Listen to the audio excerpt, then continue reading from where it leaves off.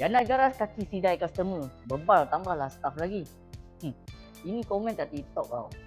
Ayat kau tak cantik ni kalau kata orang. Tapi tak apalah, aku ambil side yang positif.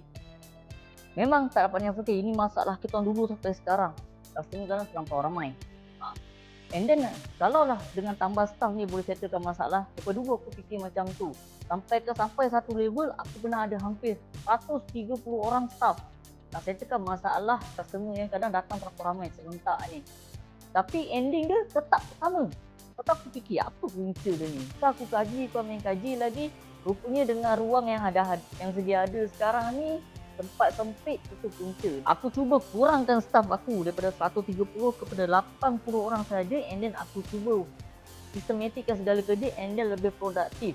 So hasil dia alhamdulillah hasil lebih kurang sama dengan 130 orang, and then kadang-kadang lagi tinggi daripada 130 orang tu. So dekat sini itulah punca dia sebenarnya. So untuk korang kat sini aku cakap Jana Garage yang ke-5 kita akan buka dekat TTDI Group Kajang. InsyaAllah kita akan start buka bulan 7 nanti. Sekarang kita tengah set up semualah kan.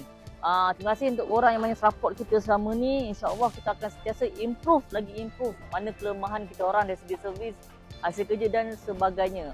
Benda ni semua takkan jadi tanpa support daripada korang juga sebenarnya. Alam, thank you banyak untuk korang.